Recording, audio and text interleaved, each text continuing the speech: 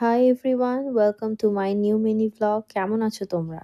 যেতে যেতে আমার এতই সময় লেগে গেল যে আমার বন্ধুর তো ওইদিকে মাথায় হাত। আগের পার্টেই বলেছি যে হোটেলটি এত বড় এবং এত দিকে এক্সটেন্ড করা যে ঠিকঠাক যদি সময় মতো না বেরাও তাহলে নিচে পৌঁছাতে পৌঁছাতে অন্তত অনেকটাই সময় লেগে যাবে। বান্ধবীর মনে আমার দৃঢ় বিশ্বাস আমি তো পথ ভুল করেই ফেলেছি। জীবনটাও কিছুটা এরকম, কতবার না আমরা পথ ভুল করি, কিন্তু তাই বলে কি সেই ভুল পথ ধরে এগোতে থাকি? কখনোই না। এমন একটা জায়গায় এসে দাঁড়াই যেখান থেকে আবার নতুন করে শুরু করা যায় ঠিক দিকে।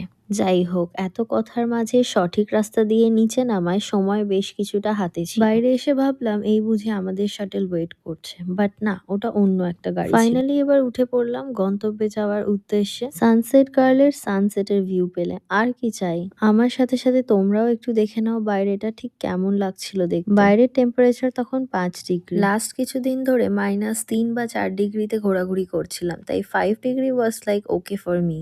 আমি নিজেও জানি না যে কোন গভীর চিন্তায় আমি এই সময় মগ্ন ছিলাম। না 24 ঘন্টার বেশি যখন একটা মানুষ না ঘুমায় তার অবস্থা ঠিক আমার মতোই হয়। চলো এবার অলমোস্ট পৌঁছে গেছি মলের দিকে। ফাইনালি আমি চলে এলাম সিয়াটেলের ওয়েস্ট ফিল্ডে। তোমরা কিন্তু জানাতে ভুলো না কে কোথা থেকে এই ভিডিওটা দেখছো। পার্কিংটি বেশ বড়, তার মধ্যে শাটেলটির একটি নির্দিষ্ট জায়গায় pick up and drop point আছে। দিনের আলো তখনও শেষ হয়নি, আর তাই ফটো না নিলে তো সময়টাকেই অপমান করা হয়। সেটা কি কখনো করা যায়? যত তাড়াতাড়ি পারলাম নিজের বেস্ট কিছু পোজে ফটো নিয়ে নিলাম। Those photos are already there on my Instagram. যারা এখনো ফলো করোনি, নিউ আপডেটস পেতে তাড়াতাড়ি ফলো করে নাও। আর সঙ্গে থাকতে ভুলো না কিন্তু, বিকজ আমি আসি নেক্সট পার্ট নিয়ে। ততক্ষণ পর্যন্ত ভালো থেকো, সুস্থ থেকো। আর জানাতে ভুলো না আমার ভিডিওগুলো তোমাদের কেমন লাগছে। খুব তাড়াতাড়ি দেখা হচ্ছে তোমাদের সবার সাথে। ততক্ষণ পর্যন্ত bye, take care, thanks for watching.